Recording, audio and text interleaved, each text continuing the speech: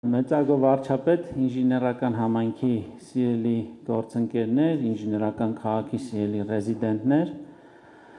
շնորհակալություն մեզ հյուրընկալելու համար։ Մենք երեք երբ ինժեներական շաբաթվա մեկնարկն էինք ազդարում, առիթ ունեցա շատ կարճ խոսել նաև մեր երազանքների մասին եւ նաև շատ խորհրդանշական էր, որ առաջին կարևորագույն այդ միջոցառումը արդեն բիզնես ակսելերատորի շենքում է տեղի ունենում։ Մենք երեք առիթ ունեցանք խոսելու նաև կառավարության երազանքների մասին, եւ մենք այդ երազանքների իրականացման ճանապարհին ենք իրականում։ Պարոն Սալացյանի հետ, պարոն Ենգիբայանի բոլոր մեր գործընկերների հետ անընդհատ հավաքվում ու երազում ենք իրականում, եւ այս ամեն ինչը ավելի իրատեսական է դարձնում, երբ մենք մի կողմից տարիներ շարունակ աշխարհի խոշորագույն տեխնոլոգիական հսկաների համար գիտահետազոտական աշխատանքներ ենք կատարել ու պրոդուկտներ ենք մշակել, ժամանակն է, որ մենք նաև սկսենք մտածել հայկական ինժեներական, բարձր տեխնոլոգիական պրոդուկտների մշակման եւ գլոբալ տնտեսության մատակը արելու մասին, այդ ներուժը իրականում արդեն կա, արդեն տեսանելի է եւ մենք մեծապես ողջավորված ենք։ Այստեղ կառավարությունը այս երազանքի համատեքստում էր, որ այս ներդրումը կատարեց եւ մենք վստահ ենք, որ սա հենց ինժեներական քաղաքի սրտում բոլորի համար հասանելի ենթակառուցվածք է լինելու իր կարևորագույն բովանդակությամբ։ Այնպես որ ես իսկապես օգտվելով արդից ուզում եմ բոլորի շնորհավորել, սա մեզ համար իսկապես շրջադարձային օր է։ Եվ միանգամից ուզում եմ խոսքը տրամադրել վարչապետին, դուք երևի նախաբան կասեք, որից հետո արդեն հարց ու պատասխանի ձևաչափով ես փորձեմ մոդերացնել։ Նախ առաջին տպավորությունս ճիշտն ասած լավն է, շատ ավելի լավն է, քան ես սպասում էի, ինչի նախ մանավանդ իմացա, որ շենքը նախագծվել է Հայաստանում, հայաստանցի ճարտարապետների կողմից եւ շինարարության մեջ ընդհանուր աստիճանները, որ մեր ճանաչած աստիճաններից չէին, մի քիչ ուրիշ էին եւ այլն, այդ դետալները, այսինքն ինչ որ նոր շունչ կա, որը կարծում եմ արտահայտում է ինժեներական համայնքի ձգտումները եւ շատ կարեւոր է, երբ որ ես տեսա, որ շինարարություններ կան եւ իմացա, որ 22 հողամասից 20-ը արդեն իրացված է եւ նույնիսկ մտածում կա, որ այդ երկուսը պետք է չի ոչ բան անել, բայց ամեն դեպքում դա նշանակում է, որ նախագիծը նպատակին ծառայում է, այսինքն որովհետեւ այս ամեն ինչը արվել է իրականում, որ այդ 20 տարածքներում մասնավոր ընկերություններ իրենց ավելի լավ զգան եւ իրենց գործունեության ամենահարմարավետ վայրը համարեն սա։ Իհարկե, այստեղ էլ մենք էլի գոհունակությանը զուգահեռ ես էլի մտածում եմ նրա մասին, որ մեր երկրի մեծագույն խնդիրներից մեկը այդ ռազմավարական պլանավորումն է։ Ընդ որում բոլոր ոլորտներում համայնքներ եւ այլն, սկսած գյուղատնտեսությունից, որովհետեւ եթե այս նախագիծը այստեղ պետք է լիներ, գոնե ինչ որ մի կիլոմետրի շարավղով պետքա բոլորովին ուրիշ տեսարան լիներ, ուրիշ պատկեր, բայց այդ չենք կարող, այսինքն այս շեշտադրումներին մենք ավելի շատ պետք է վերաբերվենք որպես իգիտություն սովորելու համար, որովհետև ամեն հաջորդ փուլում միևնույնն է, սենց իրավիճակի առաջ կանգնում էինք։ Ես ինչից ծագեց այդ գրատախտակի գաղափարը։ Ես այս ընթացքում մտածում եմ, որ գալիս եմ, շրջում եմ էկրանին բաներ եմ տեսնում, որոնց բովանդակությունը շատ չեմ հասկանում, եւ դուք այդ պահին խոսեցիք երազանքի մասին եւ ես վերադարձա վերջին շրջանի մտածումներին, որովհետեւ ես վերջերս հասկացա, որ երազանք, իդեալ, ապագա բառերի իմ ընկալումը շատ էականորեն փոխվում է կամ եթե արդեն չի փոխվել, եւ այդ պահին միտք առաջացավ, ասի հետաքրքիր է այդ դիագրամները, որոնք ես չեմ հասկանում, ասի հետաքրքիր է, որ եթե տենց հարցը լինի, ինժեներները օրինակ երազանքը ոնց կմոդելավորեն, ոնց կպատկերեն գրատախտակի վրա կամ իդեալը ոնց կմոդելավորեն, ոնց կպատկերեն գրատախ կամ ապագան ոնց կպատկերեն։ Ես իրականում դրանք այն բառերն են, որ ես երևի իմ քաղաքական գործունեության ընթացքում ամենաշատն եմ օգտագործել, բայց հիմա ես ինքս ինձ համար իմ ճանապարհին գտնվում եմ մի փուլում, որ իդեալ ապագա երազանք հասկացությունները վերագնահատելու եւ վերարժևորելու մի փուլ է, որը ըստ էության ես առաջարկում եմ նաեւ Հայաստանի Հանրապետությանը, առաջարկում եմ նաեւ մեր քաղաքացիներին, մեր ժողովրդին, որովհետեւ այդ բոլոր բառերը մեր ստանդարտ մտածողության հետ այսօրվա հետ կամ կապ չեն ունենում կամ իրանց կապը թույլ է։ Ես կարծում եմ իրանց ամբողջությամբ պետք է բերել այսօր, որովհետև երազանքի մեր ընկալումը որն է, էլի այտենց մի քիչ կներեք մանավանդ sense հեղինակավոր լսարանի առաջ մի քիչ արտանին բառապաշար եթե օգտագործեմ, մեզ համար միշտ ապագան կամ բանից նոր տարուց զատիկից սփխեցից հետո է, չի անպայման, եւ ես վերջերս հասկացա, որ մի հատ խնդրեմ կա, որ ամեն տարի համ նոր տարի կա, համ զատիկ կա, համ սփխեջ կա, հետեւաբար այդ երազանքի, մեր եւ երազանքի արանքում միշտ կան բուֆերներ, եւ ես կարծում եմ, որ այդ ֆունդամենտալ հարցի կարևորագույն լուծումը այն է, որ մենք այդ ամենը բերենք այսօր, այսինքն ոչ թե սփխեջից հետո, այլ սփխեջից առաջ, ոչ թե նոր տարուց հետո, այլ նոր տարուց առաջ, այսինքն ցանկացած հիմա ամեն ինչը հիմա ցանկացած ապագա, ցանկացած, որովհետև այն ինչ հիմա օրինակ մենք իդեալի մասին խոսում ենք, իդեալը այնա, որ մենք պետք է ունենանք, ես կարծում եմ իդեալն այնա, որ մենք ունենք։ Հիմա մենք գտնվում ենք իդեալի աքսելերատորը։ Իդեալի աքսելերատորում ինքը այսօրվա իդեալն է, այստեղ նրբությունն է, որ ինքը վաղն էլ վաղվա իդեալը պետք է լինի, մյուս օրն էլ մյուս օրվա իդեալը, այսինքն այդ սպասումի վիճակից պետք է դուրս գալ եւ անցնել այս պահին գործելու վիճակ, նույնն էլ ապագան է։ Ես միշտ մտածում եմ, ինչ ենք մենք այդքան ապագայի մասին մտածում եւ ինչի է այդքան ապագան մեզ համար անհասանելի, որովհետեւ մենք ինքներս ենք հեռու ապագայից, մենք ապագան չենք պատկերացնում մեր բազուկի երկարության վրա գտնվող ինչ-որ մի բան կամ այսօր մեր իրականության մեջ մեզ շրջապատող մի բան։ Եվ ընդհանուր սոցիալ-հոգեբանական փոփոխությունը, տեսեք, մեր սոցիալ-հոգեբանության մեջ իմ մտածումներն են, ինչ եմ ասում, որովհետև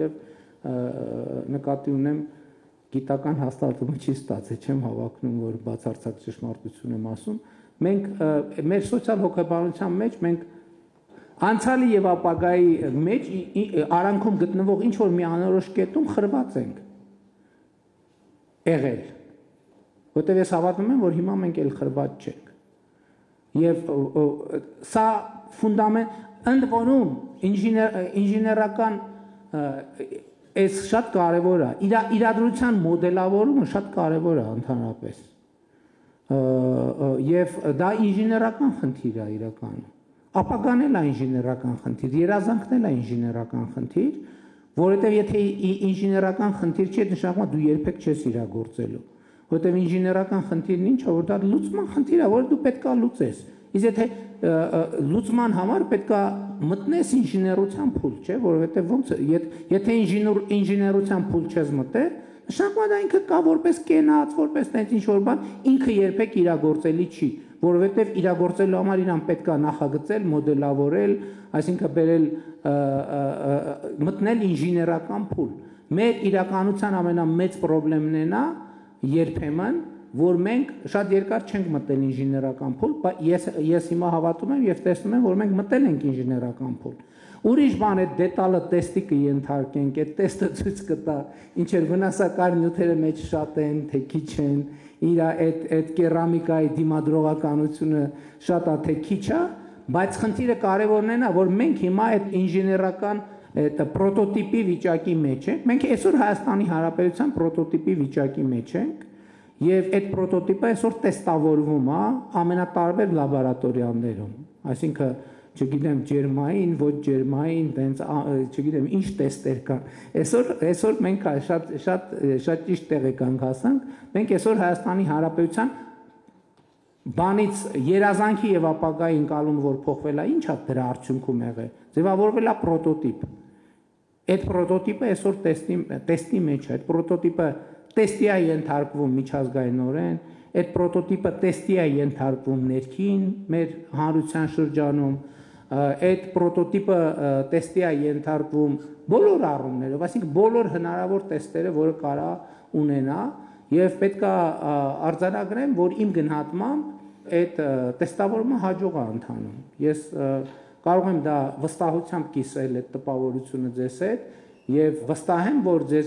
ձեր մեջ կան շատերը, որ այդ տպավորությունը չեն կիսում։ Եվ ես ուրախ կլինեմ, որ այս խոսակցությունը մենք օգտագործենք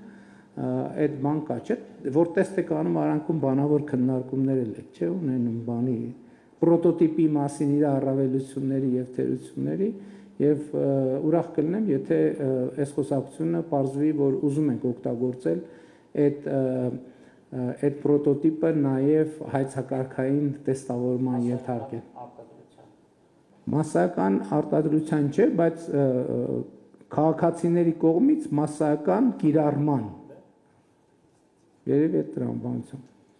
Չգիտեմ ինչքան բան ստացվեց։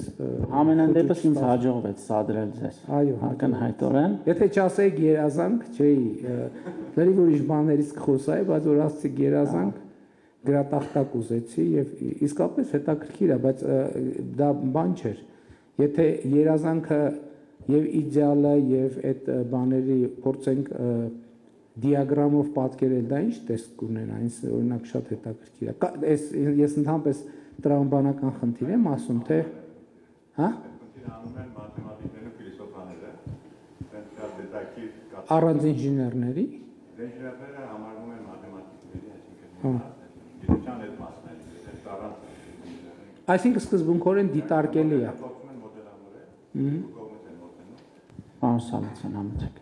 Շատ շնորհակալ ենք, պարոն վարչապետ։ Ես կարծեմ, ինչպես դուք նկարագրեցիք, ինչ որ տեսակ, շատ ճիշտ է։ Եվ գրանցել հիմա ինժեներական ընկերությունները Ինժեն քաղաքում պրոտոտիպից անցած են արդեն փոքրիկ արտադրության։ Բայց մյուս քայլը արդեն սերիական արտադրությունն է։ Ինչ որ հիմա ինժեներության բագասում է, հենց այնտեղ անցնելն է։ Արտադրություն անել արդեն սովորում ենք, մեր փոքրիկ կորձարանը, որ անցան անգամ տեսակ, բայց արդեն պետք է անցնենք։ Մեր մյուս երազանքը, պարոն վարչապետ, կորձարանի քաղաքն է։ Ինչ ընկերություններ տեսակ այստեղ, ամեն մեկը պետք է սկսի արտադրել այնտեղ։ Հիմա դեռ երբեմն ուղարկում ենք Չինաստան, ուղարկում ենք ուրիշ երկրներ, բայց գարիքը չի կա։ Մենք պետք է այդ արտադրությունը կարողանանք անել այստեղ։ Դրա համար մենք անշուշտ աջակցություն պետք ունենք։ Մեր նախնական, ասենք, հաշվարկները մոտ $50 միլիոն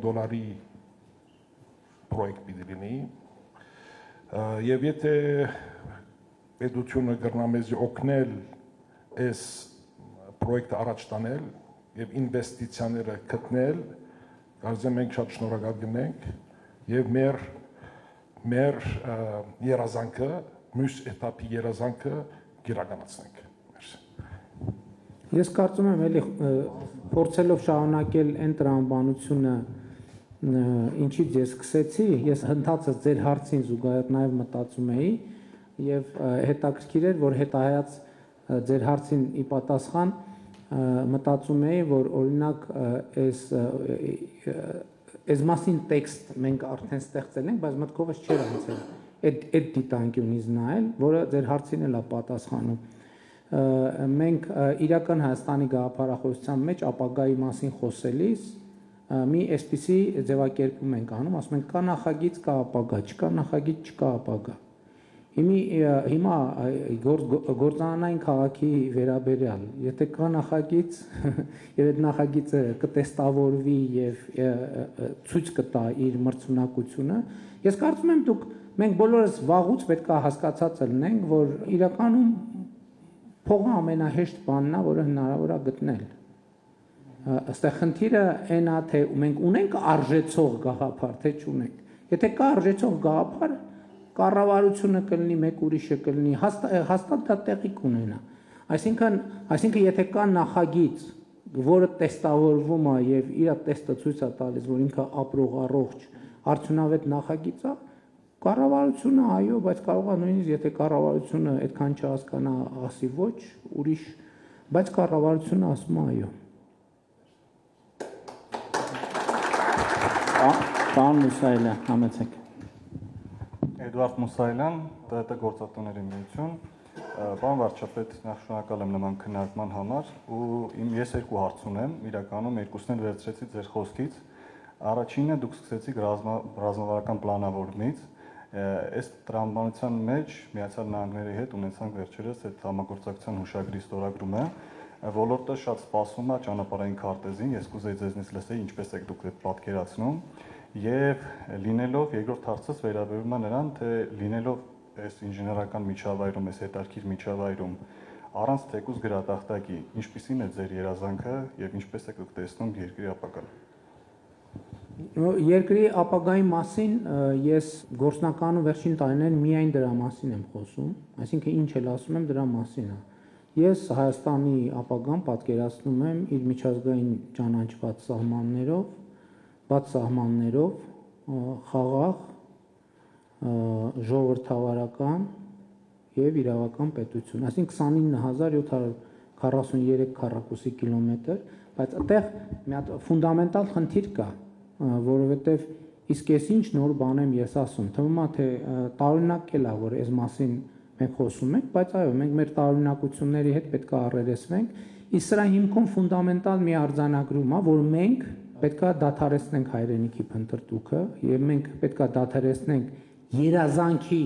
հայրենիքի փնտրտուքը, որովհետև Հայաստանի Հանրապետությունը մեր երազանքի հայրենիքն է։ Մենք գտել ենք այն հայրենիքը, որը փնտրում ենք եւ այլ հայրենիք փնտրելու անհրաժեշտություն չունենք, որովհետև այդ երազանքի հետ կապված, տեսեք, այդ շատ ուղիղ թղթակցվում է։ Իսկ ո՞րն է երազանքը, ո՞րն է։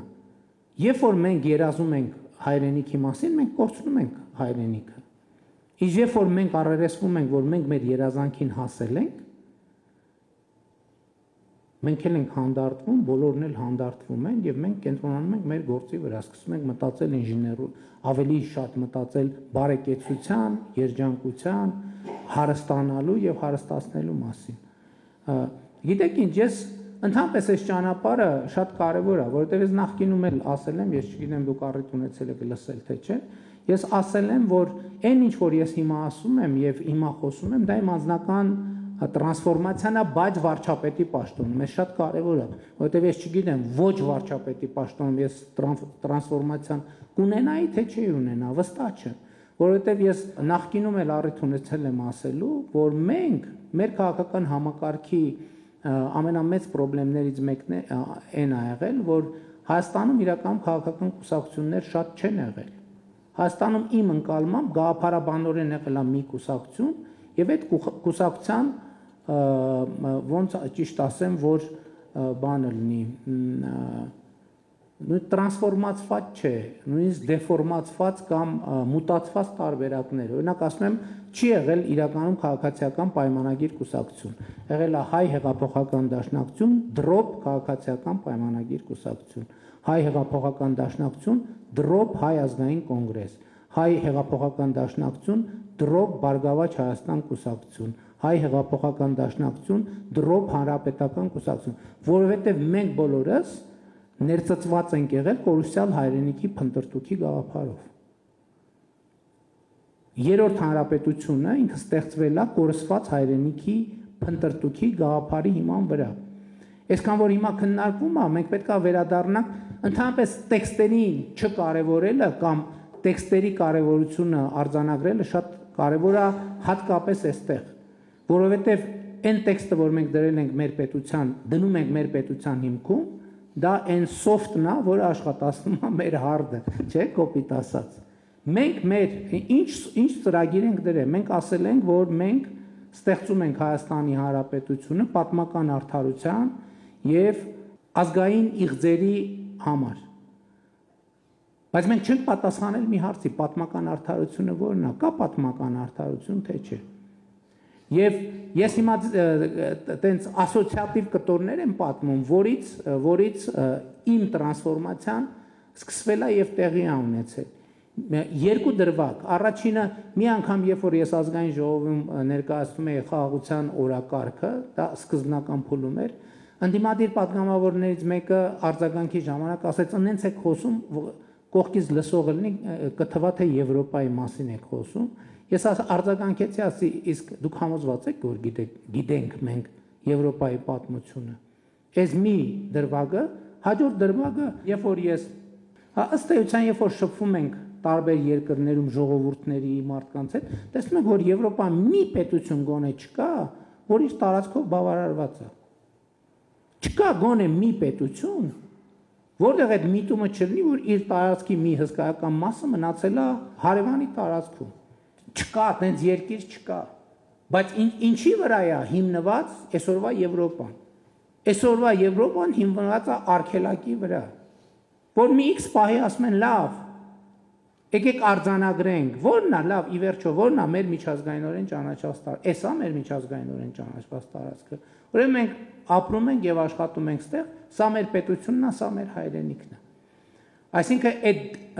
այդ մենք շատ խոսում ենք, չէ՞ որ մենք մենք պանդուխտի հոգեբանություն ունենք, մենք սիրում ենք պանդխտել եւ մենք խոսում ենք մեզ համար որպես անհատ։ Բայց պանդխտելը մենակ բան չի, ֆիզիկապես տեղաշարժվելը չի։ Պանդխտելը այդ նաև այնա, որ դու քո տեղում նստած, բայց դու պանդխտում ես անընդհատ։ Որովհետև ես էլի հարց եմ տալիս, ասում եմ, սիրելի հայրենակիցներ, ինչի է որ Գերմանիայում կամ բանում Իտալիայում ֆուտբոլի թիմերը կարան լինեն Միլան, Ռոմա, չգիտեմ, ես այդպես մեծ էքսպերտ չեմ ֆուտբոլի, Մարսել Ֆրանսիայում կարան լինի, Փարի Սեն-Ժերմեն կարան լինի եւ այլն։ Հայաստանում ֆուտբոլի առաջնության ցանկը նայում ես Ալաշկերտ, Վան եւ այլն։ Ոնց որ մի հատ Շիրակ կա, այն էլ խորհրդային միությունից ինչ որ ձևերով այդ իրավակազմակերպական ձևը մնացել է։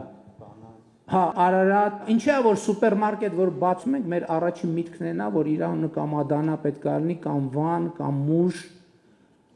Ինչի՞ց է դա։ Ինչի՞ց է, մենք պետք է առերեսվենք, ինչի՞ չի կարառնի ֆուտբոլի թիմը Հրազդան, ով կարա բացատրի։ Ինչով է Դիլիջան անունը, Արտաշատը մեր պատմական մայրաքաղաքն է։ Մեր ինքնության բանն է, առանցքն է։ Ինչի՞ չկա Հայաստանում Արտաշատ անունով ֆուտբոլի թիմ։ Արմավիր անունով ինչի՞ չկա ֆուտբոլի թիմ։ Արարատի հետ կապված ես պրետենզիա չունեմ, որովհետև մենք Արարատ քաղաք ունենք։ Այդտեղ խնդիր ես չեմ տեսնում։ Այսինքն սրանք հարցեր են, որոնք մենք պետք է առերեսվենք։ Հաջորդ հարցը, երբ որ այս ամեն ինչը տեղի է ունենում, չէ, այս պատմությունը, մեկ էլ ինչ որ երբ որ քննարկվում է թե ովքեր են դավաճանները եւ ովքեր են պատրիոտները, հայրենասերները, սկսում ես մտածել հայրենասեր բառի մասին եւ սկսում ես մտածել հայրենասիրության մոդելի մասին եւ սկսում ես մտածել, ասում ես հիմա ինքդ քեզ հետ խոսում ես, չէ՞, դու քեզ հարց ես տալիս, ասում ես ես հայրենասեր եմ, թե հայրենասեր չեմ։ Հիմա լավ, այսքան մարդ որ ասում է դավաճան եւ այլն, բայց այնուամենայնիվ դու քեզ հետ խոսա, դու հայրենասեր ես, թե հայրենասեր չես։ Ու սկսում ես մտածել, մեկ է գալիս ես, ուզում ես մոդելավորես հայրենասիրությունը։ Ուզում ես գրատախտակի վրա նկարես, մոդելավորես հայրենասիրությունը։ Հետո սարսափով արձանագրում ես, որ քո հայրենասիրության բոլոր սիմվոլները առանց բացառության ստեղծվել են 40-ից 75 թվականների։ Եվ ասում ես, բայց մի րոպե, ո՞նց կարա տենց լինի։ Ո՞նց է, որ անընդհատ, ո՞նց է լավ, այս հայրենասիրության մոդելը, որ ստեղծվել է, բա այդքան կարդացել ենք, որ խորհրդային միության գլավլիտը, ամեն տառը, ամեն նախադասությունը պետք է ունենար թույլտվություն, պետք է ունենար հնարավորություն, բա ո՞նց որ մեր հայրենասիրության մոդելը, ո՞նց որ Չարենցին ու Բակունցին խորհրդային միությունը 37 թվին ոչնչացրեց ու հանկարծ ընդ որում մի մասին գուլագներից հետ բերեցին։ Ասին հələ ինչեր ունեիք, հələ մի հատ բերեք, տենանք ինչ կա, ինչ էիք գրել կամ ինչ սևագիր կամ նախագիծ ունեիք։ Եվ այլն եւ այդպես շարունակ։ Մենք այս հարցերին պետք է առերեսվենք, թե չպետք է առերեսվենք։ Մենք խոսում ենք մեր կախվածությունների մասին։ Եվ մենք դժգոհ ենք մեր կախվածություններից, ճիշտ է։ Մենք մեր կախվածությունն էլ պետք է մոդելավորենք։ Այդ ինչ է այդ կախվածությունը։ Ինչի վրա է հիմնված այդ կախվածությունը։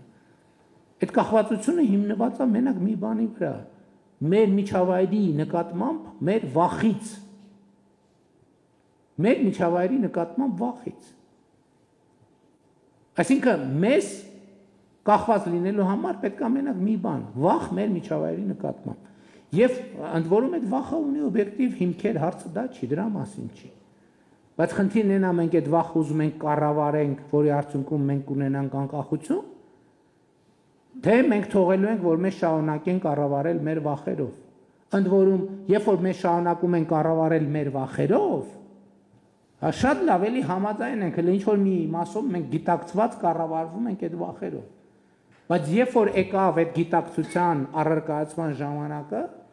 ես նկատի ունեմ 20-ից 22 թվականներին հավաքական անվտանգության պայմանագրի կազմակերպության մեր նկատմամբ ունեցած պարտավորությունները։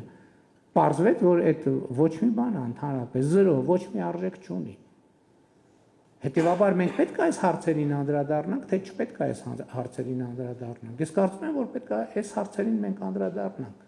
Եվ իմ կարծիքով մեր մեծագույն խնդիրն է, որ մենք ինքներս մեզ չենք ճանաչում, մենք չգիտենք մեզ։ Մենք չենք ճանաչում բառից բուն եւ փոխաբերական իմաստով։ Բառից բուն իմաստով չենք ճանաչում, որովհետեւ Հայաստանի շատ չնչին տոկոսն է մարդկանց, որ Հայաստանի տեսարժան վայրերում եղել է։ Այն տեսարժան վայրերում, որոնց մասին մենք խոսում ենք, երգում ենք եւ այլն, նկարում ենք, գրում ենք,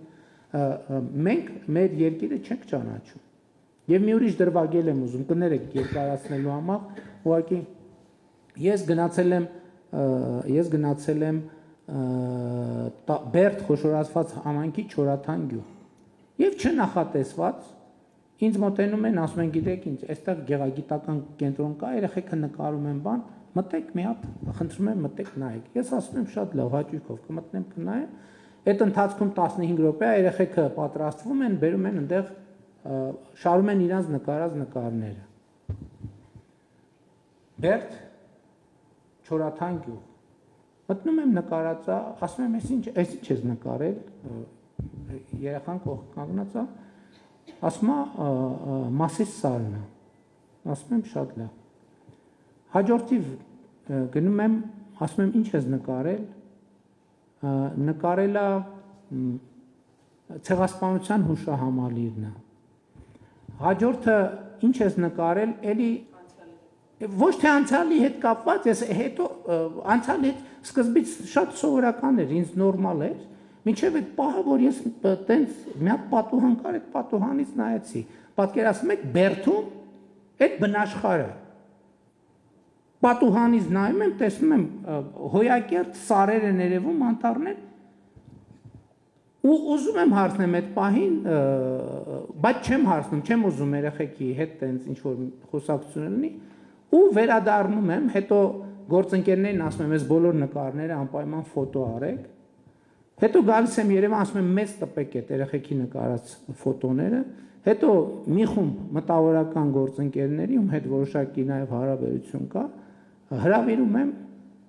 ու իրանց հետ սկսում եմ քննարկեմ, ասում եմ, կարաք ինձ բացատրեք, ինչի էս երեխեքը իրանց պատուհանից երևով, իրանց միջավայրում երևացող այդ հոյակապ սարերը, այդ լեռնաշխարհը, այդ բնությունը չեն նկարում։ Այս նկարների մեջ չկա ոչ մի առանձնահատկություններ, որ չկար ոչ մի բան, որ երեխեք չհարցրել, գուցե իրանք ոչ մի անգամ չեն տեսել։ Չկար ինչ-որ բան, որ իրանց ամենօրյա կյանքի հետ առնչվում է։ Ամենօրյա կյանքի հետ, կարան իրանց շանը նկարեին, կարան սարը նկարեին, կարան իրանց գյուղը նկարեին, կարան իրանց փողոցը, իրանց դպրոցը, իրանց ընկերուհուն, իրանց ծնողին, իր տատիկին, իր ուսուցչուհուն, ուսուցչին, բայց ոչ մի բան։ Եվ դա շատ ծանր տպավորություն թողեց իմ վրա, այն առումով, որ ես հասկացա, որ մենք նաև կրթական համակարգով մենք մեր երեխեքի կտրում ենք իրանց իրական միջավայրից եւ դնում ենք մի հատ ուրիշ հարթության վրա, որտեղ է այդ հարթությունը եւ ուր է տանում այդ հարթությունը այդ երեխեքին։ Դնում ենք իդեալի հետևից մրցավազքի մեջ, մինչդեռ իրանց միջավայրը, որտեղ իրանք ապրում են, իդեալը է դա։ Իրանք եթե այսօրը մենք իդեալ չհամարենք, մենք երբեք իդեալ չենք ունենա։ Որտեղ իդեալականը էս է, հիմա այսօր մենք ստեղ իդեալական միջավայրում նստած քննարկում ենք։ Այն տրամաբանությամբ, որ այս միջավայրն իդեալի մեր ընկալումը ավարտունը։ Մինչդեռ չի կարա ավարտուն լինի, ոչ մի բան չի կարա ավարտուն լինի։ Երբ որ մենք սկսում ենք գիտակցել, որ իդեալն էլ ավարտուն չի, Այդ ժամանակ այսօրը իդեալ համարելը դառնում է շատ տրամաբանական, որտեղ եթե իդեալը, եթե հասել ես իդեալին, բա ինչ անես, ավարտվեց ամեն ինչ։ Ավարտվեց ամեն ինչ։ Իսկ երբ որ ամեն ինչ ավարտվեց միսիան, ավարտվեց կյանքը, ավարտվեց բովանդակությունը, ամեն ինչ։ Եվ հետևաբար, որպեսզի մենք մեր բանաձևերը փոխենք մեզ առաջ մղող, մենք այն ինչ որ երազանքը հիմա է, մեր երազանքը իրականացվել է, ամեն օր մեր երազանքները իրականանում են, ամեն օր մեր երազանքներն իրականանում են։ Երբ որ մենք սենց սկսենք մտածել, հա, այսօր դուք ասեցիք ձեր երազանքը այսօր իրականացել է, բայց կներեք ձեր երազանքը երեկ էր իրականանում։ Ձեր երազանքը այս երբ որ սկսվել է նախագծելը, այս ձեր երազանքը արդեն սկսել է իրականանալ։ Եվ քանի տարի է շինարարությունը գնում է։ 3 տարի ամեն օր ձեր երազանքը իրականանում էր։ Հիմա այս պայծ սկսած ամեն օր ձեր երազանքը իրականանալու է։ Եվ կներեք այս շատ երկար բանի համար, էքսկուրսի համար, բայց այս տրամաբանությունն եմ, էսա Հայաստանի մասին իմ պատկերացումը, որ ապագան այլևս անհասանելի չլինի, որովհետև ապագան այսօր է, ապագան հիմա է, ապագան այս պահն է։ 15 րոպե առաջ այ հիմա այս ապագա էր։ 3 րոպե առաջ էր ապագա, 20 վայրկյան առաջ էր, մի վայրկյան առաջ էր ապագա էր, այ հիմա որ ես ձեզ նայում եմ, ինչ որ բառ եմ արտասանում։ Այդ ապագան, այն մյուս ապագայից ես առաջարկում եմ, որ հրաժարվենք, որովհետև այսօրվա ապագան, եթե ամեն վայրկյան մենք այսօրվա ապագային տեր ենք կանգնում, այդ ապագան դառնում է, այսօրը դառնում է հավերժական, այսինքն մենք մեր պատմության մեջ էլ ճեղքեր չենք ունենում։ Չի ընդհատվում մեր պատմությունը։ Երբ որ մենք մեր պատմությունը հետ ու առաջ մեզնից կտրում ենք, այդ բանի, այդ խրված վիճակում, ոչ անցյալն ենք կարողանում հասկանալ, ոչ ապագան ենք կարողանում բերել։ Հետևաբար կներեք այս շատ երկար պատասխանի համար, ուղղակի տենց այդ երազանք բառից տենց ինձ մտորումների մեջ գցեցիք։ Երկրորդ հարցը հուշագրերի հետ կապված բանի, բայց հուշագիր տեխնոլոգիական ոլորտի նկատմամբ այդ հարցին թող պարոն Հայրապետյանը պատասխանի։ Օգոստոսի 8-ից հետո երևի հենց հաջորդ օրվանից հետո սկսել ենք աշխատել գործընկերների հետ ոլորտային աշխատանքային խմբեր ենք ձևավորել, մենք իրենց մեր կարիքները կոմունիկացրել ենք, ասել ենք, թե որ ուղղությամբ ենք պատկերացնում այդ ռազմավարական համագործակցություն ասվածը, որ շատ պրակտիկ, շատ կոնկրետ ուղղություններ ենք բանարել, կոմունիկացրել, այսինքն աշխատանքային խմբերը աշխատում են, չեմ ասի, որ շատ արագ արդյունքներ կան, բայց գուցե թե նաև օբյեկտիվորեն, սկսած տեխնոլոգիաների արտահանման լիցենզիաների տրամադրումից ունենք որոշակի, կամ գուցե մեր ակնկալիքներն էին այլ, իրականությունը այլ է, նաև այդ շփումների արդյունքում մենք հասկանում ենք, թե ինչպես է աշխատում նաև Միացյալ Նահանգների պետական համակարգը, բայց ամենօրյա ռեժիմով աշխատում ենք, այսինքն այն ինչ որ դրված է այդ համագործակցության հուշագրի մեջ, նաև դրան ավելացան մի քանի այլ ուղղություններ, կիբերանվտանգություն եւ մի քանի այլ ուղղություններ եւս, այսինքն չենք սահմանափակվել կիսահաղորդչային ինդուստրիայի եւ AI-ի մասով, մի 4-5 ռազմավարական ուղղություններով սկսել ենք աշխատել։ Պարոն վարչապետ, հարցս կլինի կոնտեքստում ինչ որ ներկայացվեց ձեր կողմից այդ շեշտադրումների, հայտնի խորհրդային շրջանի ղեկավարի խոսքերը հիշելով, ով ասում էր, որ շատ դեպքերում ամեն ինչ որոշում են կադրերը։ Հարցս հետևյալն է, այ ձեր մտքում կամ ձեր օրակարգում ինչ ռազմավարություն կա, մասնավորապես կարճաժամկետ եւ միջնաժամկետ առումով կառավարությունում եւ առհասարակ Հայաստանում կադրային ոլորտի լավարկումներ իրականացնելու, այսինքն ավելի լավ որակյալ կադրեր ներգրավելու առումով։ Ոնց եք պատկերացնում այդ մասը։ Գիտեք, ես մի համոզմունք կիսեմ ձեզ հետ, որ այնուամենայնիվ կադրային հարցում մի կարևոր կոմպոնենտ կա, որը մեր իրականության մեջ թերագնահատված է, դա տվյալ գործող անձի գաղափարական պատրաստվածության հարցն է։ Այդ խորհրդային միության ժամանակ այդ մարդիկ, որ ասում են ամեն ինչ որոշում են կադրերը, առաջին հերթին նկատի ունեին գաղափարական պատրաստվածությունը կամ առաջիններից մեկը գոնե նկատի ունեին գաղափարական պատրաստվածությունը եւ մեր կադրային խնդիրների մի մասը կամ մի զգալի մասը կապված է եղել այս խնդրի հետ։ Գիտեք ինչ խնդրի հետ, բայց այդ խնդրը այդ մարդկանց խնդրը չի։ Այդ խնդրը ռազմավարության խնդրն է, որ մենք շատ հստակ չգիտենք, թե մենք ինչ ենք անում։ Առավոտ մենք գալիս ենք գործի։ Հասկանում եք, կա մի շատ կարևոր հարց։ Մենք առավոտ եկանք աշխատանքի, պատկերացրեք դուք բոլորդ, մանավանդ ձեզ համար դա շատ հասկանալի կլինի, այնց առանձնապես պատկերացում չկա, մենք ինչ ենք անում։ Ոչ միայն այդ օրը, որ առավոտ եկել ենք, բայց այդ օրից սկսած եւ բանա, չէ, ընդ որում քաոս կլինի, եթե այսօր մի բանի համար ենք եկել գործի, վաղը մյուս, երրորդ օրը, չորրորդ օրը, չորրորդ։ Պետության ռազմավարությունը այն ինչի մասին պարոն Մուսայելյանը հարցրեց, պետության ռազմավարությունը նույն կադրային կամ որոշումների որակի համար շատ կարևոր է, որովհետև երբ որ կա ռազմավարություն, երբ որ հստակ դու պատկերացնում ես ինչի համար ես եկել գործի եւ այսօր այն ապագայի հետ կապված ինչ խնդիր պետք է լուծես, շատ մարդիկ հենց այդ նույն մարդը դառնում է շատ ավելի պրոֆեսիոնալ։ Ես բացարձակապես չեմ թերագնահատում միջևես մեզ հայտնի բոլոր պարամետրերը, սկսած կրթությունից, կրթությունը անընդհատ, շարունակական եւ այլն, բայց գաղափարական պատրաստությունը վեկտորը մենք ուր ենք գնում, որ ուղղությամբ ենք շարժվում, ինչ դա չափազանց կարեւոր է եւ մեր կադրային լիքը հարցեր այն խնդիրները, որոնք կապվում են կադրերի հետ, շատ հաճախ կապված է եղել ռազմավարության բացակայության հետ, որտեղ մենք մոլորված ենք։ Հասկանում եք, ես ձեզ պարզ բան եմ ասում, որի մասին 2020 թվականի պատերազմից հետո Հայաստանի մասին մեր պատկերացումը, որն է այնուամենայնիվ Հայաստանը որն է։ Հասկանում եք, հնարավոր չի էֆեկտիվ կառավարել, երբ որ դու չգիտես քո հիմնարկը, հազար ներողություն, այս կոպիտ, երբ որ դու չգիտես քո հիմնարկը լավ որն է։ Հնարավոր չի կառավարել այդ հիմնարկը, երբ որ դու չգիտես քո հիմնարկը որն է։ Իսկ մեր խնդիրը բոլոր Հայաստանի բոլոր ժամանակների, բոլոր իշխանությունների մեծագույն խնդիրը եղել է այն, որ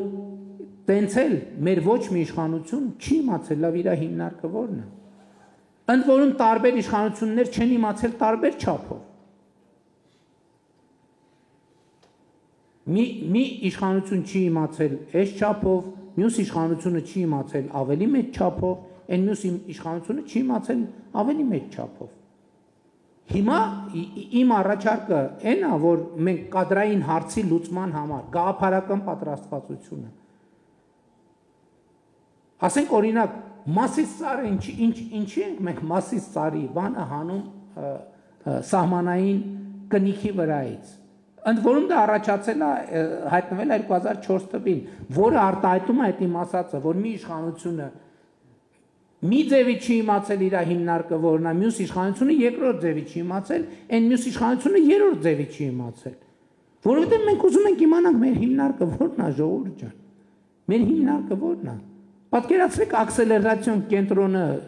գիտենք, այդքան է վստահ չենք, ինչքան է, որտեղ է, հնարավոր է կառավարել այդին,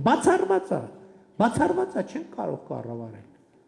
Եվ լավագույն կադրերն էլ կշփոթվեն։ Եվ այնք չի, որ մեր կառավարությունում 30 տարվա ընթացքում չեն եղել թոփ մակարդակի պրոֆեսիոնալներ։ Բայց շատ թոփ մակարդակի պրոֆեսիոնալներ 3 ամսում դառել են ծաղրի առարկա, շատ հաճախ։ Ու մենք չենք էլ հասկացել, լավ էս մարդը ոնց որ թե կրթությունը տեղը, կենսագրությունը տեղը, լեզուները գիտի, ամեն ինչ տեղը, լավ ոնց է լինում, որ 3 ամսվա մեջ կամ մի տարվա մեջ դառնում են ծաղրի առարկա։ Նույն պատճառով, որտեղ ինքն էլ չգիտի ինքը ինչ է անում, մենք էլ չգիտենք ինքը ինչ է անում, ոչ մեկ չգիտի ինքը ինչ է անում, ու ոչ մեկ չգիտի ոչ մեկ ինչ է անում։ Ես առաջարկում եմ, ասում եմ, եկեք կենտրոնանանք մեր միջազգայինորեն ճանաչված տարածքի վրա, մենք ինչ ենք անում։ Պետություն ենք ամրապնդում, պետություն ենք հաստատում, զարգանում ենք, հարստանում ենք եւ հարստացնում ենք։ Հարստանում ենք անհատները հարստանում են եւ այդքանով հարստացնում են պետությանը։ Ասում եմ եկեք մոդել տնենք, որ պետությունը պետք է ուժեղացնի անհատին, մարդը պետք է ուժեղացնի պետությանը։ Ոնց պետք է պետությանը անհատին մարդուն ուժեղացնի։ Այդ հարցին ես ունեմ 3 պատասխան։ Առաջինը կրթություն, երկրորդը կրթություն, երրորդը կրթություն։ 4-5-րդի մասին կարող ենք 4-5-րդի մասին մտածել։ Երբ որ ես այո ինձ համոզմունք այս ասում եմ հարգելի ժողովուրդ, Հայաստանի Հանրապետությունում լավ ապրող մարդկանց 80%-ի լավ ապրելը կապված է իրանց կրթության հետ։ Դա իմ կարծիքով դա կրթության մաս է, որովհետև աշխատելը, այսինքն ռուտին ունենալը օրվա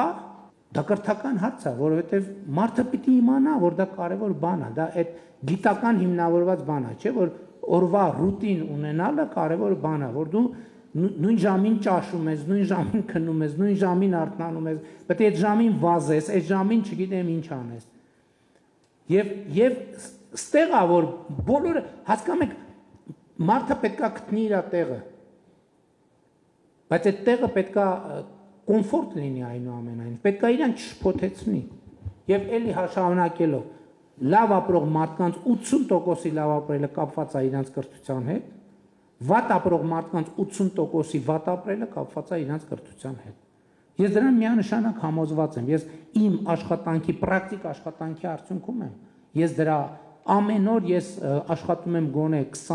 10-20 առավոտ շուտ մի ժամ էլ շուտ եմ արթնանում, 10-20 քաղաքացու նամակ կարդամ, որովհետև ինձ հետաքրքիր է։ Ու ես մարդու տեքստից արդեն գիտեմ իր խնդրեմը ինչ է։ Ինքը ինձ գրել է, ասենք ենթադրենք 10 տող նամակ է գրել։ Արդեն ես տեքստից գիտեմ ինչն է, որտեղ է իր խնդրեմը, եւ այդ տեքստերն են, որ ինձ բերել են այս եզրակացության։ Հետևաբար կադրը ոնց հաջորդ խնդիրն էլ կա։ Եթե մեր դպրոցների 70%-ը ավերված վիճակում է հանրապետության, կառավարությունում կներեք լավ կադրը ինչի պետք է գա աշխատի, դուք ինչի պետք է գա կառավարությունում աշխատեք։ Դուք կգաք կառավարությունում 200,000 դրամով կաշխատեք, եկեք, բոլորիդ հրավիրում եմ։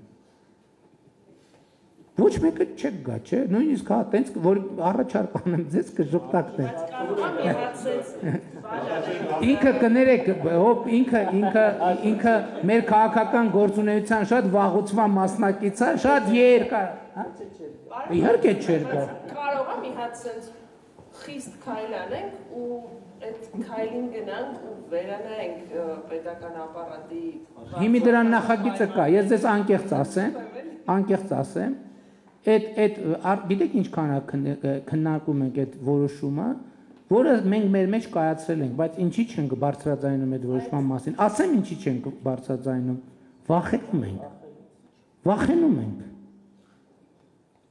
Վախենում ենք, որովհետև նոր առիթ ենք տալու, որ ասենք Հայաստանի ակտիվ հանրության 97%-ը իր իմացած բոլոր հայհոյանքները ուղղի մեր հասցեին։ Վախենում ենք։ Մտածում ենք, հիմա այդ բոլոր սխեմաները կան, պատրաստ են, հիմա որոշումները կայացված են, հիմա ես հանձնարարել եմ, որ մենք հանրային կոմունիկացիա ռազմավարություն մտածենք, թե ոնց անենք, որ հայհոյանքները ճիշտ կառավարենք։ Խնդիրը ինժեներներից դեպի։ Հա? Ինժեներների հետ համատեղ են խնդիրը ձևակերպել։ Այդ էլ հաջորդ բանն է, որ պաշտոնական ձևակերպումը հետևյալն է, որ պետական հատվածում աշխատանքը մրցունակ չի մասնավոր հատվածում աշխատանքի հետ։ Բոլոր լավ մասնագետները դուք գիտեք որտեղ են, ու իրանց մենք խնդրենք աղաչել քչերը, հա, նրանք ովքեր այդ բանը գաղափարական պատրաստվածությունը երբ որ ասում էին, դա, հա, գաղափարական պատրաստվածությունն է, ինչ որ մի ժամանակից հետո մարդը կասի լավ, հա, օքեյ, գնամ 2 տարի հլտենամ ինչքան կձգեմ աշխատեմ, կձգեմ թե չէ, մի հատ եւ համեցեք։ Պարոն վարչապետ, Սեդա Սահակյան, Գյումրու տեխնոլոգիական կենտրոն։ Գյումրու տեխնոլոգիական ստեղծումից ի վեր Գյումրին դարձել է ՏՏ ոլորտի ընկերությունների համար ավելի գրավիչ ու ցանկությունը Գյումրիում ունենալ մասնաճյուղեր ավելի մեծացել է։ Ու մեր այս փորձը կիրառելով մենք շատ կցանկանանք, որ օգտագործելով մեր Մեղրի եւ Սիսիան համայնքների լաբերը, Կապանում, Սյունիքի մարզի կամ այլ համայնքում ունենանք տեխնոլոգիական կենտրոն։ Եվ իմ հարցը հետեւյալն է. ինչպես եք պլանավորում մարզերի զարգացումը IT ոլորտի շրջանակում։ Ես որ դրա մասին մտածել եմ IT ոլորտի շրջանակում, առաջին գործողություն ինձ համար ակնհայտ է եղել, որ մարզերում պետք է լինի նորմալ որակի ինտերնետ, որովհետև առանց նորմալ որակի ինտերնետ տարբերակ չկա։ Հիմա մենք ունենք նորմալ որակի ինտերնետ մարզերում, սարերում, ձորերում, ինչը շատ կարևոր նախադրյալ է, եւ մնացած հատվածներով մենք ինչ ծրագրեր ենք անում, նախարարը ավելի ճիշտ կասի։ Նախատեսում ենք Կապանում առնվազն այդ երկխոսությունը կառավարությունը մեկնարկել է Կապանում տեխնոլոգիական կլաստերի գաղափարն ենք քննարկում, ինչու, որովհետև ունենք եւ ակադեմիական շրջանակ եւ մարդկային կապիտալ, այսինքն այնպիսի մի բարենպաստ միջավայր, որ Կապանում իսկապես մենք տեսնում ենք այդ հնարավորությունը եւ կրթական կոավ թումո մի խոսքով, այսինքն անհրաժեշտ բոլոր բաղադրիչները առկա են, մենք տեսնում ենք այդ հնարավորությունը, այս մտքին իրականում մենք վերջերս եկանք հատկապես Իջևան մեր այցից հետո, երբ մենք մեզ համար պարզեցինք, որ ունենալով Արմատ, ունենալով Ինո Իջևան, այնտեղ տեղափոխվել է Microchip հանրահայտ ընկերությունը արդեն տեղից կադրեր է ներգրավում, մասնաճյուղեր են բացում, այսինքն այս մոդելը ակնհայտորեն իրեն արդարացնում է, պարզապես պիտի հասկանանք, թե կոնկրետ ինչ տվյալ տարածաշրջանի առանձնահատկությունների հիման վրա պիտի այդ մոդելը ձևավորվի, մեր քաղաքականությունները տանում են դրան, այսինքն մենք մարզերում ակնհայտորեն տեսնում ենք չօգտագործված մարդկային լրջագույն մասնագիտական ներուժ, որի մեջ ներդրում կատարելով մենք վստահաբար մարզերում կկարողանանք այդ կարողությունները մեծացնել ու նաև այսինքն այդ ընկերությունները, որոնք Երևանում կենտրոնացված են, դիտարկեն մարզերը որպես հավելյալ ռեսուրս իրենց համար։ Դե տեսեք, ես ձեր հարցին ավելի քաղաքական պատասխան տամ, շարունակելով նրանից ինչից սկսել եմ, որովհետև իրականում ասեմ, դա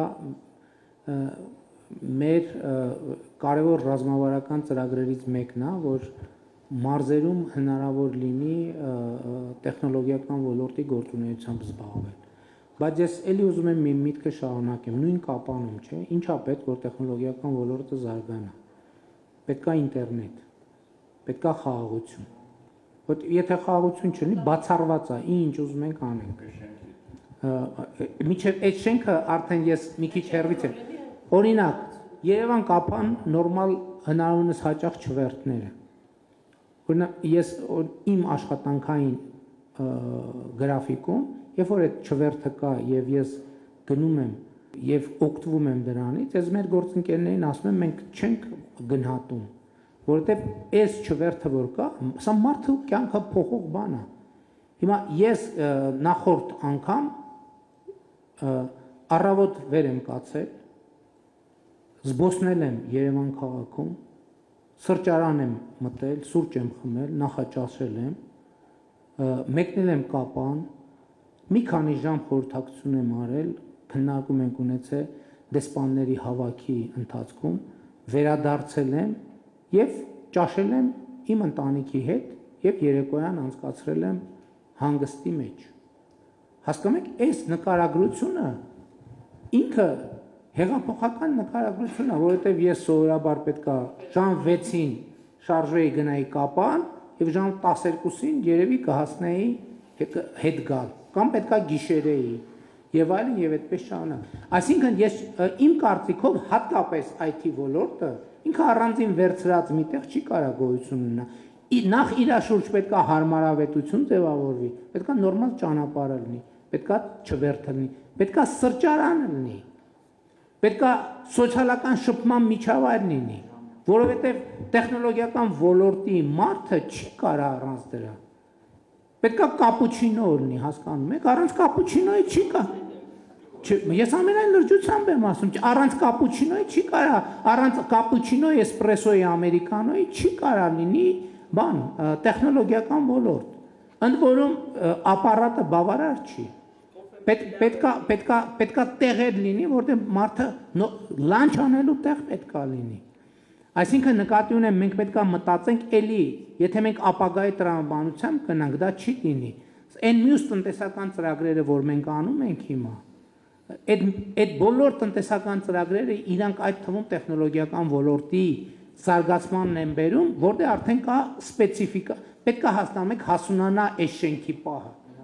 Հիմա մենք կարանք տանենք մի հատ բան սարի վրա այս շենքից կառուցենք, չի ստացվի։ Այսինքն միջև այս շենքը սովորական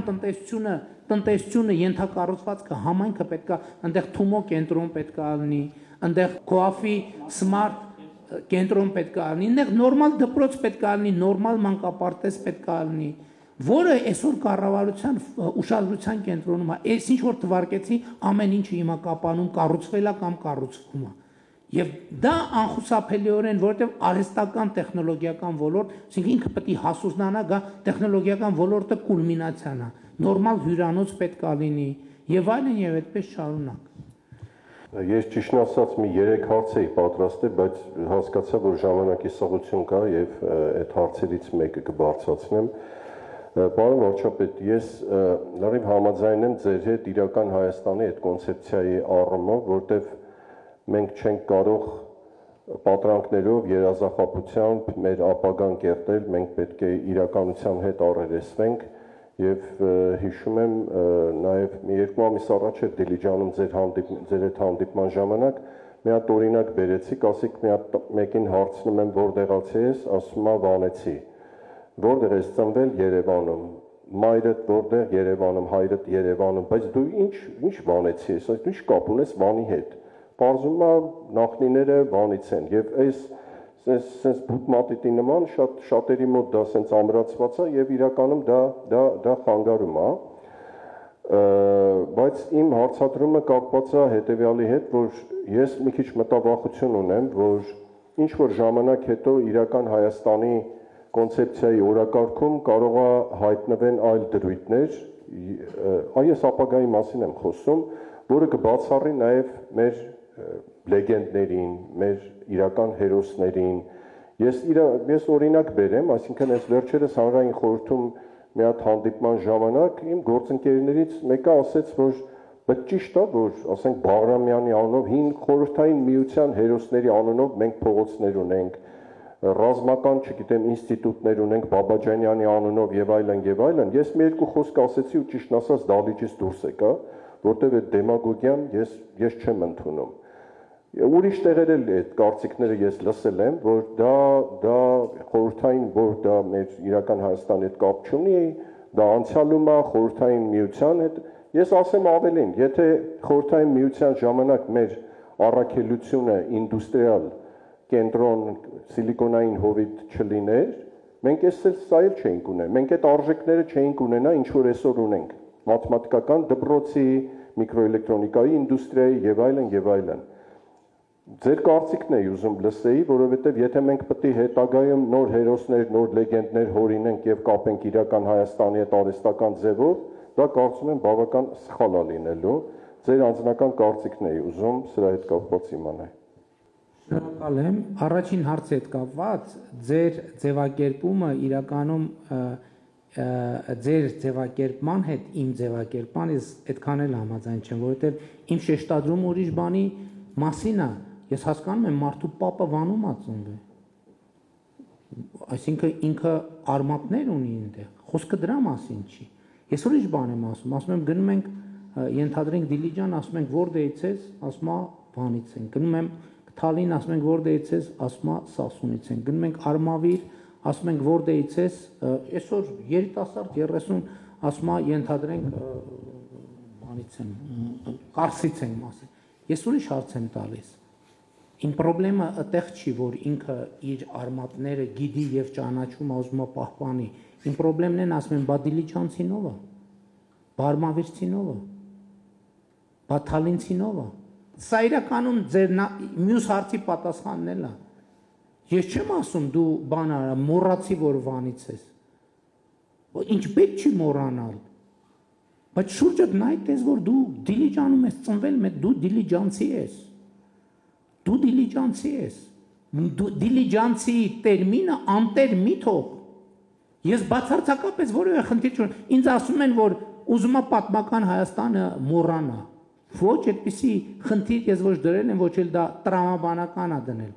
Ես ընդհակառակը, ես ներկայացնում եմ ու դա ձև չի, անկեղծ եմ ես դա ասում։ Ասում են ուզում է հայ ժողովրդի պատմությունը մոռանա։ Ես ուրիշ բան եմ ասում եմ, երբ որ մենք ցանկացած գիրք որ կարդում ենք, ես տենց այս համոզված եմ, որ բոլորս էլ տենց ենք, կամ եթե տենց չենք, մենք գրքի հետ խոսում ենք, չէ՞, մենք երկխոսություն հերոսների հետ ինչ որ հաղորդակցության մեջ ենք, չէ՞ մտնում։ Չէ՞, տենց չի, սխալ եմ ասում, չէ՞, տենց է, չէ՞։ Հիմա ես իրական Հայաստանի գաղափարախոսությունը ծնվել է հետևյալ կերպ։ Ես այն ժամանակ չիմանալով էլ, ես տենց լուսաբանում եմ, որ հայ ժողովրդի պատմության այս մի հատորն էլ նորից կարդացի, այս մի հատորն էլ նորից կարդացի, այս էլ նորից կարդացի ու տենց բան էի անում։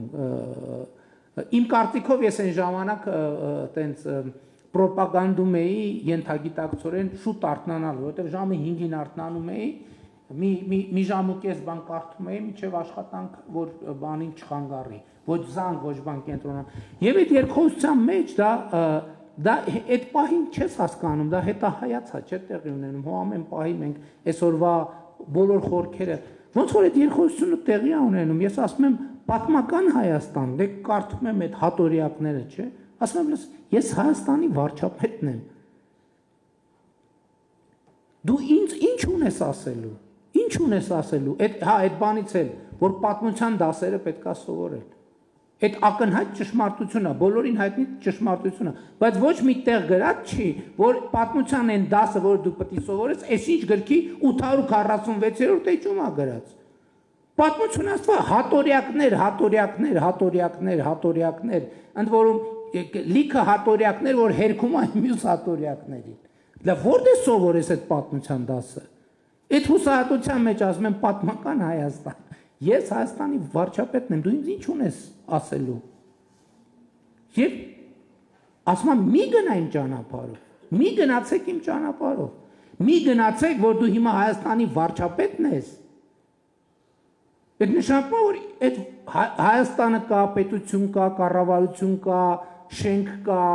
եւ այլն, եւ այլն, եւ այլն։ Սա նշանակում է կաս։ Մի գնա իմ ճանապարհով, որ այդ Հայաստանը, որի վարչապետն ես դու, մի գնացեք պատմական դարձնելու ճանապարհով։ Եվ իրական Հայաստանի գաղափարախոսության հեղինակը այդ թվում պատմական Հայաստանն է, պատմական Հայաստանն է ծնվել, պատմական Հայաստանից սովորած դասերով է դա եկել։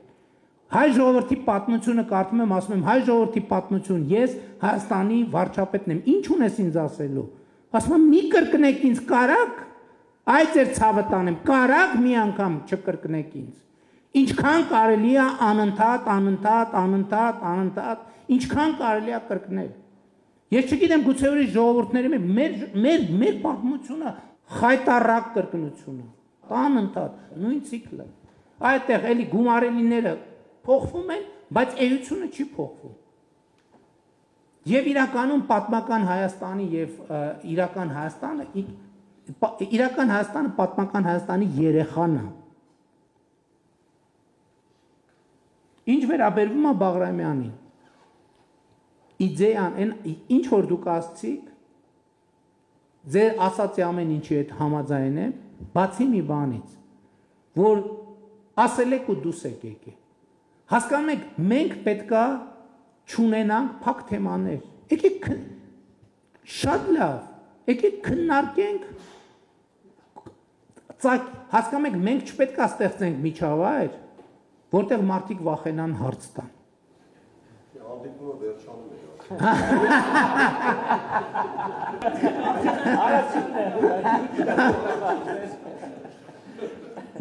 Մենք չպետք է ստեղծենք միջավայր, որ մարդիկ վախենան հարց տան։ Թող հարցնեն, թող մեկ ասի Բաղրամյանը էս, մենք էլ ասենք գիտես ինչ։ Ի վերջո խնդիրը նրա մասին է, որ մենք էլի ամեն օր մենք պետք է մեզ հարցնանք, մենք ճիշտ ենք անում։ Ամեն օր, լավ, գուցե ամեն օր չէ, գուցե երամսյակը մեկ։ Բայց եկեք մենք այդ մտածումի արդյունքում, չէ, Տեսեք, մենք ինչա տեղի ունեցել մեզ հետ։ Մեզ հետ Ամիրյան փողոցը դարձել է Վռամշապուհ արքայի փողոց, Վռամշապուհ արքայի փողոցը դարձել է Ամիրյան փողոց։ Մենք Երևանում, եթե չեմ սխալվում, ոչ մի թագավորի անունով փողոց չունենք։ Մենք ունենք դինաստիաների անունով։ Հա, Տիգրան Մեծի անունով։ Հա, չէ, ուրիշ էլի Տիգրան Մեծը Արգիշտի թագավոր Չէ, երևի համայնքներում շատ տեղերում չունենք, հա։ Այսինքն դա շատ կարևոր է, մենք պետք է այս ընտրությունը կատարենք։ Օրինակ ես կարծում եմ, որ պետք է Հայաստանում շատ տեղերում լինեն մեր տարբեր արքաների անունով փողոցներ։ Այսինքն ես նկատի ունեմ քիչ են իրականում, որովհետև Տիգրան Մեծը այնքան ասել ենք, հələ հետաքրքիր է, էլի, նույնիսկ ասոցիատիվ չի բանանվում։ Հա, դինաստիաները ունենք, հա, բայց Տիգրան Մեծ եւ Արգիշտի ուրիշ ունենք Երևանում արքայի փողոց չունենք։ Այդ բացառությունը հաստատում է։ Ես ասում եմ եկեք հարցեր տանք, իսկ ինչն է խնդրեմը, որ թող մարդը ասի ինչ է մտածում։ Մենք էլ ասենք ինչ է մտածում, լսարանն էլ նայ ասի Մուսայելյանի փաստարկները ակնհայտորեն ճիշտ են։ Ինչ ենք վախենում այս process-ից։ Նկատի ունեմ ամեն ինչ ճիշտ եք ասում, պետք չի դուրս գա սենյակից։ Պետք է այդ խոսակցությունը շարունակել, որովհետև մենք մեզ փակուղի ենք մտցնում այդպիսով։ Եվ սիմվոլներն էլ պետք է, կարող է սիմվոլը մենք պետք է նաև ռեբրենդինգի, իսկ Բաղրամյանին մենք որպես ինչ սիմվոլ ենք բանանում, գնահատում։ Էս էլ է շատ կարևոր, որովհետև մարդը կասի է սովետական Բաբաջանյանն էլ բանում Հունգարիայում, չգիտեմ, ինչի մեջ է ներգրաված եղել։ Մենք պետք է իրան ճիշտ տեղում դնենք, մենք իր ինչն ենք գնահատում։ Մենք այս հարցի պատասխաններ չունենք։ Իր ինչն ենք գնահատում։ Գնահատում ենք իր անցած ուղին, գնահատում ենք իր տաղանդը, իրեն համարում ենք մեր ժողովրդի, այդ թվում ռազմական տաղանդի դրսևորումը եւ արտահայտիչը։ Որտեւ եթե մեկը ասի, որ իրան գնահատում ենք որպես սովետական միության, չգիտեմ, ինչ որ մի բան եւ կուսակցության անդամ, այդտեղ կարող է կարճ միացումը լինի։ Այսինքն կարեւոր է նաեւ հերոսի իմիջի ձևակերպումը։ Մենք Բաղրամյանը մեզ համար ինչի սիմվոլն է։ Էս էլ է շատ կարևոր, որովհետեւ մենք իրան խորհրդային ժամանակ ворթեգրել ենք խորհրդային միության բանաձևով, բայց իրան չենք ադապտացրել կներեք այդ բառի համար անկախ Հայաստանի Հանրապետությանը։ Եվ դրա համար մի մարդիկ կարան ասեն մի րոպե։ Էս ինչ է, էս ինչ սովետական կամ էս ինչ ռուսական կամ էս ինչ մեծ բանի էքսպանսիոնիստական բանը։ Մենք այստեղ շատ կարևոր հարց կա, ոչ թե Բաղրամյանին փոխենք, այլ Բաղրամյանին ձևակերպենք, ինչու է ինքը մեր հերոսը,